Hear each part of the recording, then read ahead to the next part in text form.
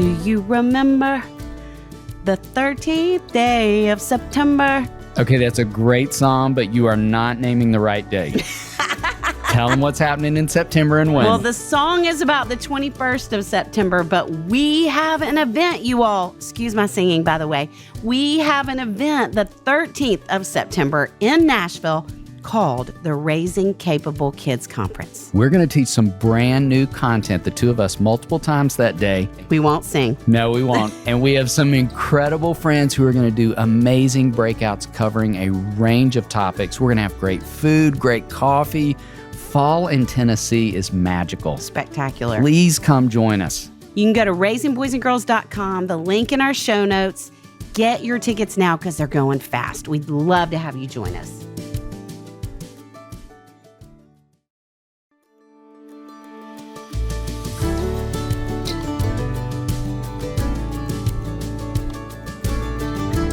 Welcome to the Raising Boys and Girls podcast. I'm Sissy Goff. And I'm David Thomas, and we're so glad you joined us for this conversation. Let's dive in.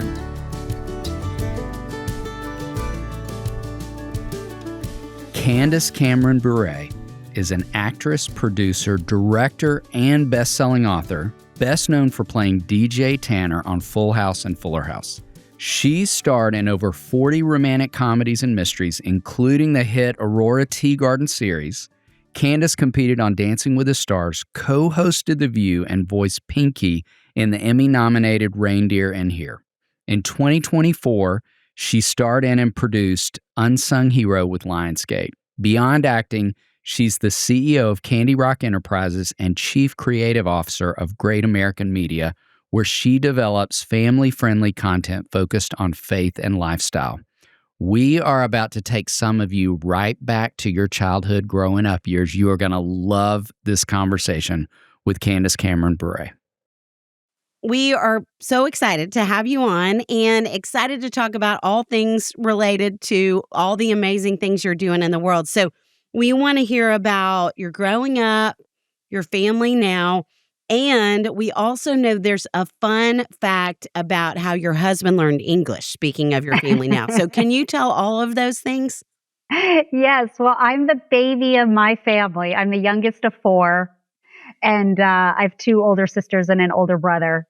And grew up in Los Angeles, California. And I think that's why we started acting. Not because my parents were in show business, but because when you live in LA, you can play soccer as a kid, you can play baseball, you can take tap and ballet lessons, or you can try auditioning for commercials. And that's what we did.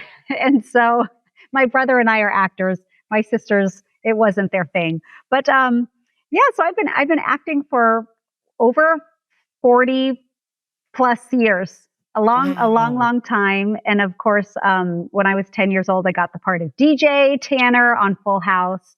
And that kind of started the trajectory of my career. But I love my family, very close to them, and then have my own family. I met my husband.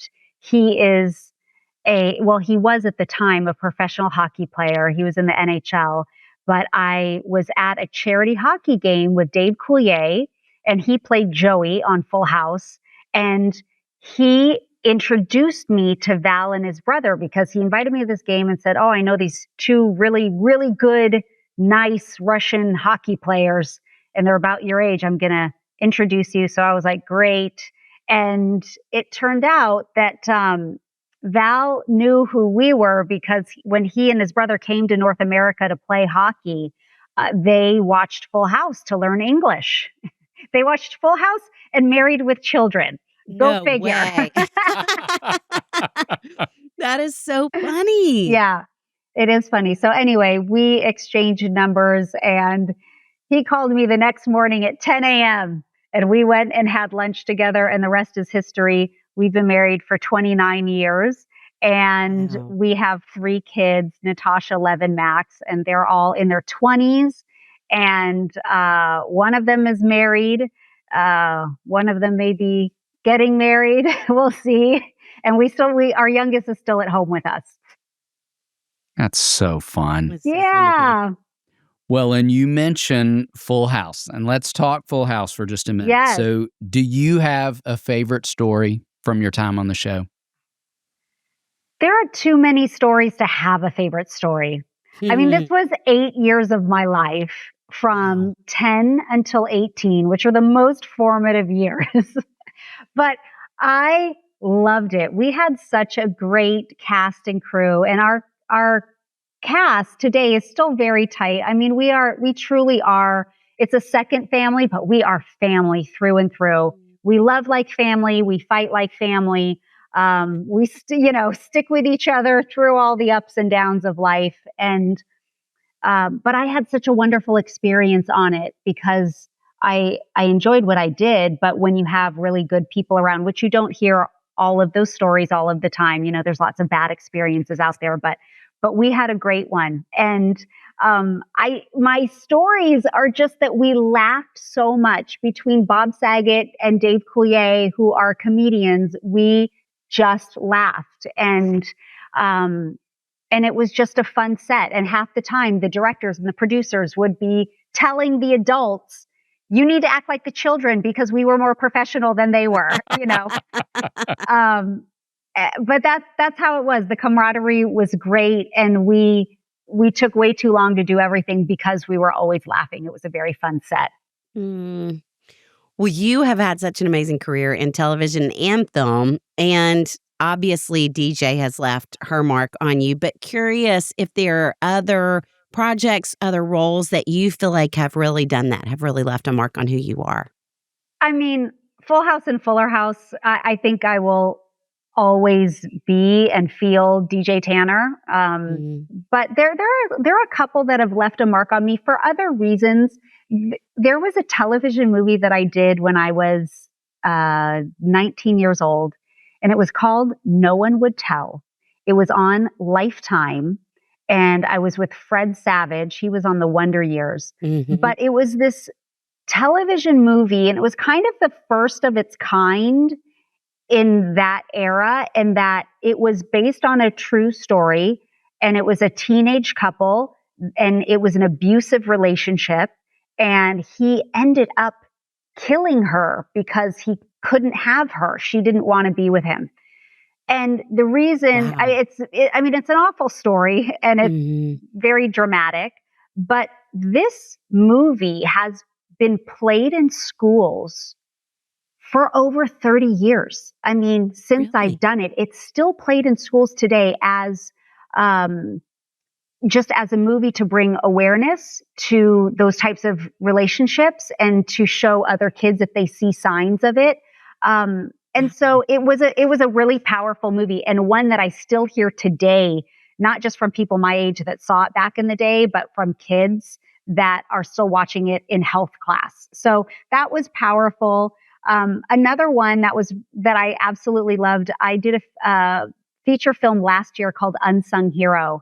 And it was based on the true story of the Smallbone family from For King and Country. And so I got to play Miss Kay, and she was a real life person. That was a big part of their just their story in Nashville and the success of who they've become.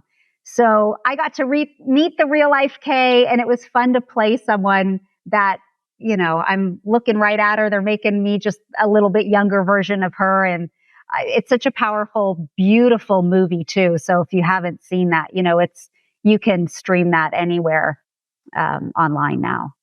We got to have several of them on the podcast, and we got to go to the Nashville premiere. And I saw you from a distance, but didn't get to meet you. But we love that film. It is fantastic. Way to go. Thank you. Yes. Okay, we can also find you in so many cities and settings, solving crimes, finding love, and so many other things around Christmas time. Will you talk about that chapter of your life and work and what it's like to wear so many different hats? Oh, goodness. Yeah. So I have done over 50 television movies in my career. Wow. And I'm waiting. I'm close to the 60 mark. But I look back and I think, wow, I've been in so many hours of television in my life. It's pretty incredible. And I have fallen in love so many times. And I've solved many, many mysteries, many crimes in my life too. I start to actually believe that I should probably be a detective at this point because I always solve the crime. Um, I love making these movies so much. I have always been in family entertainment my entire career. And of course, that was kind of chosen for me when I was a kid, being on Full House. You kind of never know what you're going to get. You just audition and you hope you book a part and you hope it's something good.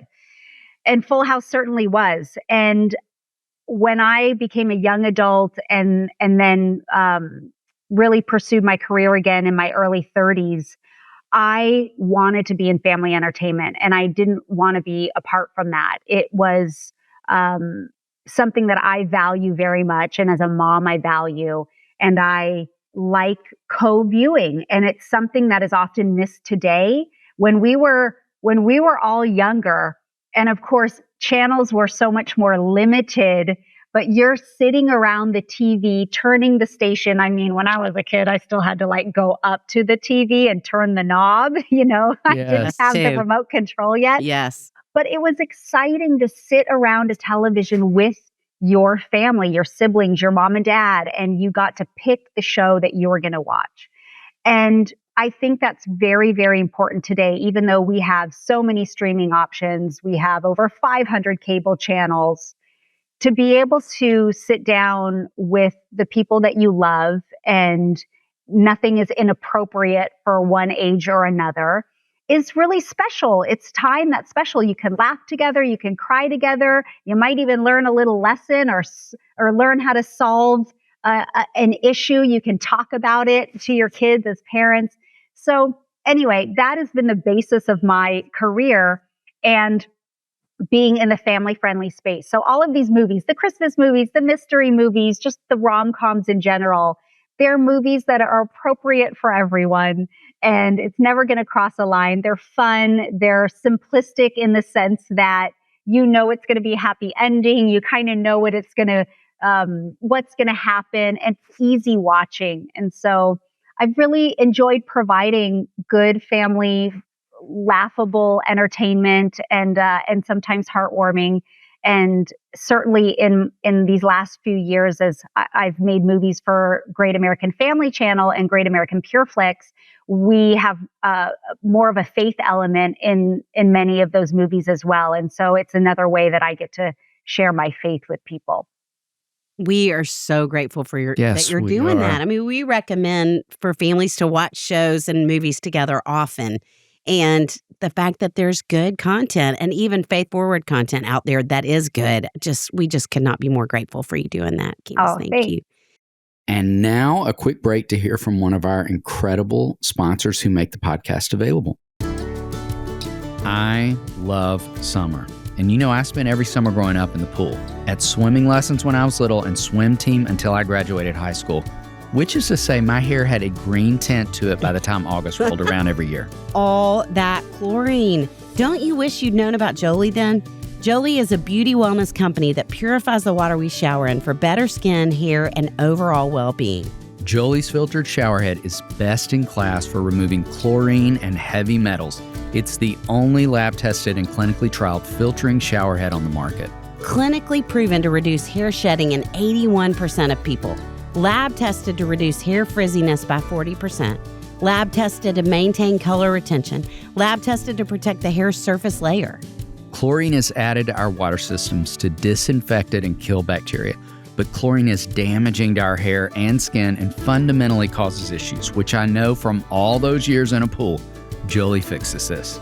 Jolie still gives strong water pressure and fits all showers as the plumbing pipe size is universal. Jolie will give you your best skin and hair guaranteed. Head to jolieskinco.com/RBG and try it out for yourself with free shipping. And if you don't like it, you can return your Jolie for a full refund within 60 days, no questions asked.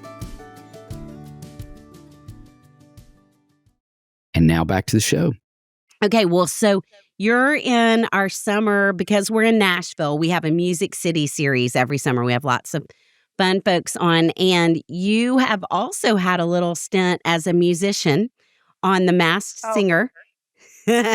Will you just talk about what that experience was like? yes, it was it was terrifying. I it was it when I look back at the experience and watching it from a viewpoint far away, it's like Mhm. the most fun show. And I really love this show because it is one of the shows that is family co-viewing. It's just fun characters coming out and singing, and so I wanted to be a part of this, but they'd asked me 4 times to do the show, and I said no every time I said no 3 times because I'm not a singer. I'm terrified of singing in public. And I finally said yes to kind of get over the fear. And I have this great singing coach. Her name is Tara Simon, and she has become a friend of mine. And she's like, I'm going to hold your hand and walk you through this. And so you won't be alone. And I'm going to make you feel comfortable and confident enough to be able to do the show. And so she was wonderful. And the experience of it, like the costumes are so incredible, and they kind of choose for you what you're going to be.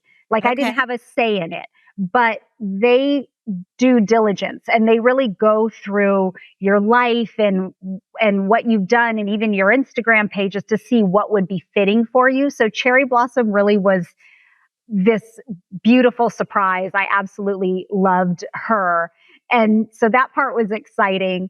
And then they give you a couple songs to choose from. And I'm like, just give me the path of least resistance, the easiest notes that I can sing.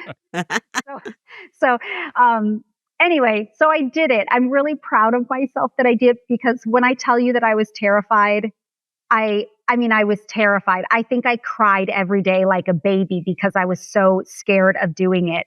And yet there's this little thing inside of me that I feel like I'm Mighty Mouse. And I just like, I don't know, I'm a little challenger. Like I just have to push through the fears. And it's something I tell my kids to do all the time. If it scares you, do it. Yes. Um, as How long as cool it's that you're safe. living that out But for them. but yeah, I had to live it out myself, and I do that often. And it grows you in ways that sometimes you don't understand why, but it just gives me a boost of confidence. Like if I can push through that fear, then I can push through the next fear, whatever that is. So it was really fun. But I don't know why no record contracts, like record companies, called me for a contract. I mean, We'll see if we can talk some around Nashville and make yeah, that happen thanks. for you. Well, while we were on the subject of music, we'd love to know, was there any artist or band, song or record that you would say really shaped you, and why? Oh, that shaped me. Oh my goodness. When I think of my childhood and music, I have a couple different genres that I went to, but I loved James Taylor so much. I had every album or every CD on repeat, and he wasn't even quite, he's a generation older than me, but I love James Taylor. And that, I think that probably shaped me. But then, it was all the 80s pop music, like George Michael and Prince and Wham and all of that. But I will say that in my 20s, when I really started walking with the Lord, and my faith became my own, I started listening to contemporary Christian music for the first time in my life, and I've never left it. It is my Mm. favorite music, period, because I love the lyrics. They uplift me, especially when you're sad and you want to listen to some Adele song. And like no shame to Adele, like I love her. Her voice is amazing and all of that. But sometimes it like makes you sit in the pity, and we're not called to do that. So I like to turn on contemporary Christian music. I want to get out of that. And so those lyrics really inspire me. They encourage me. They remind me of scripture and what God says. So I love contemporary Christian, and some of my favorite artists in that space have been Matthew West, has been a long time friend, and love his music so much. And his Christmas music's incredible. And Mac Powell and Third Day, which they're getting back together. They're getting the band back together very soon. I'm excited. And artists like Lauren Daigle, I love this music. Hmm. Us too. That's fun to hear. Well, let's shift to talking about your 3 kids, and sounds like you are kinda mid-launching them. What would you say is something you have learned in this stage of life with them? Through them, maybe even. I I love this stage of life, by the way. Aside from getting over them all leaving, even though we have one that lives with us, but for a short time he was gone for school, so the house was empty. And the empty nest thing is weird. It's sad. It is sad when you have this robust house that's full of voices and commotion and dirty laundry and food, to then just be quiet and still. It is like sad. Um, but I will say though, I have loved the later teenage years and I love the stage of having young adult children. And I'm grateful that we are a super close family. And I can look back and see that the investment of the hours and the time and the intentionality that we put into raising our kids paid off because our kids actually like coming back and they like hanging out and we have the best conversations and they don't roll their eyes at us anymore. They like respect what we have to say or actually want to hear our opinion on certain things because they're out there making adult life decisions now. So it's such a great stage that I'm enjoying. I really have enjoyed most every stage, but that the later teenage years and young adult have so far, I guess because I'm in it right now, but I'm just loving it. That's So good. great. That's a good hope that the eye rolling gets better for any parents of teenagers who are I listening. know. Well, let's think back for a minute to the beginning of your journey in parenting. And is there something that either you wish someone had said to you on the front side of parenting or something someone did say to you that really stayed with you in those early years? Um, I'm sure. I'm sure people have said this to me. I mean, I saw the example of my own mom and dad, but what is the saying that the days are long, but the years go by fast? Yes. Something like that. Yes. And it's so true. When you are in it, the day to day, especially with younger kids, that was really trying to me as a mom. I would look at my sister who has 5 children. She homeschools all of them and she just loves it. She always loved it. Even with the chaos, everything, just enjoyed the moments and the mess. And I would look at it and I was like, I'm going to pull my hair out. I need every toy put away before you go to bed. And I like need a schedule and I need, and it's kind of different personalities. You're working through this. And while I love my children and raising them, the days felt like a year. And so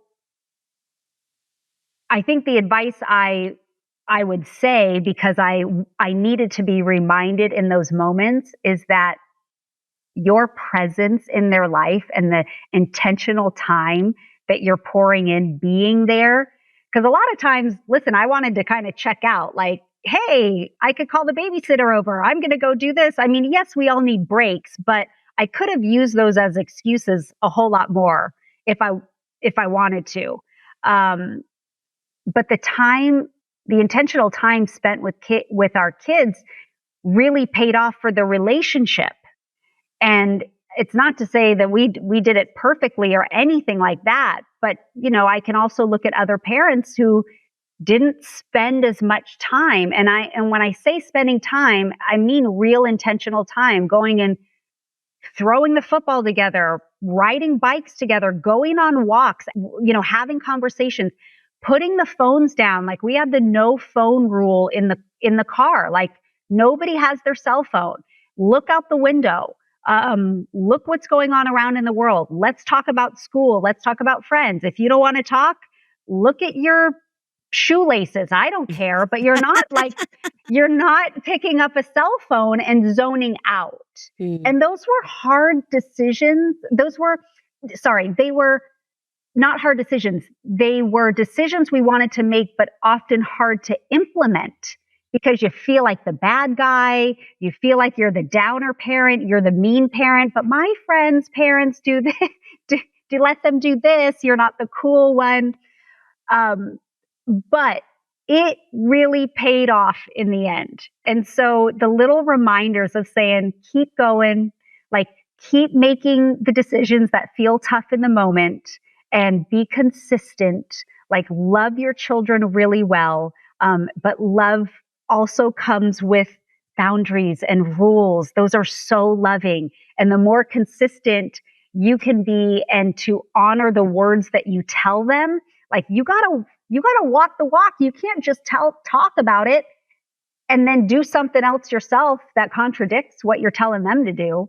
You gotta walk it out. So just having those reminders, that encouragement along the way, I think would have probably helped some of the harder days.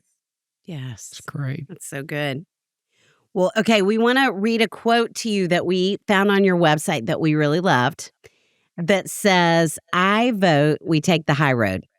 Let's keep it classy and choose kindness, which is so good and so hard sometimes in the world that we're living in. And so will you talk about what you feel like that looks like in today's world and how we can help kids learn to do the same? Yeah, I think there's a lot of examples and places we can choose to keep it classy. We're living in a time where it feels more politically divided than ever, more culturally divided than ever. And we can all fight and stand on our principles. And there's a place for that. There certainly is, to use our voice. But I really don't believe that when you use that voice, when it comes off snarky and angry and mean or degrading, is ever going to want to change a person's heart. It's never going to want to have them consider your point of view when it feels like it's an attack. And so I really learned this principle when I had co-hosted The View many years ago, but I co-hosted The View for 2 years. And, I really wanted to come from a place of listening and trying to understand whether or not I agreed with it, but just understand where that person was coming from and to have, civil discourse, to have respectful dialogue back and forth, that it's not about winning an argument. And it's just about, you can share and then leave it alone. You don't have to have the final word. So that, I think we share that with our kids. We share that with each other as we're having conversations around the table when we're at friends. And to remind ourselves that it's, I don't know, I think when you keep it classy, it doesn't mean that you're not that you're not speaking up at all, but you don't always have to win or have the last word. And that goes the same for social media. People are mean on there all the time, and you can text back and write a message back and you can one up them. But is that really going to do anything? Every time I'm nice to someone who's mean to me, the majority of the time they will respond with, "Oh, I'm so sorry, I'm going through a hard time." Or, "I'm sorry, you're right, I attacked you. I didn't mean it that way. It's just that all of these things are falling apart in my life." Like a lot of people will often be mean because they're hurting. And so when we take that into consideration, we can just help kind of change the world, but give people a new sense of looking at their life from another perspective when you're kind. Just kindness. I think kindness always wins. Yes. Even if it doesn't win the argument. Yes. Thank you for prioritizing that. I know. Thank you. It is so evident that It you sure do is. based on who you are. Yes. Well, and to that, Candace, where can folks find and follow all the amazing things you're doing? Well, okay. So I have a podcast too. It's called the Candace Cameron Bure podcast, and you can watch it on YouTube or listen to it anywhere you listen to your podcast. I'm on social media, so you can find me on Instagram and Facebook. And my handle is Candace C. Bure. And you can find all the info too on my website, which is candace.com. And most of my movies are on Great American Family Channel, or they're still rerunning on the Hallmark Channel. Okay, we like to end every episode with something fun and food related. We're going to jump from the substantive to the silly, and we've got a two-part question for you. Part 1 is queso or guac. Part 2 is what's your favorite taco? I love this. I want it all. Okay, but if I have to choose, I'm a guac girl for sure. Good choice. And favorite taco? You've got some great tacos out there, I bet. Yeah, we do. We have real good tacos. Probably carnitas. Like a carnita with a little bit of like onion and tomato on top, like on a little corn tortilla, like little street tacos. Those are my favorite. Yes, yes. Candace, thank you. It is delightful to meet you, and we have been cheering you on from a distance for a long time, but fun to do so a little bit more up close. We're just so grateful for the time. Yes, we are. Thanks so much for having me. It was so fun to talk to you guys. David, what a team we have that we get to call friends who help make this podcast possible. Chris Starrett, our engineer. Our management team at KCH. And we are thrilled to be a part of the That Sounds Fun network. Our music was created by the insanely talented Dave Haywood of Lady A. And if this podcast felt helpful to you, please consider subscribing, liking, sharing, all the things. We are grateful for you and cheering you on always.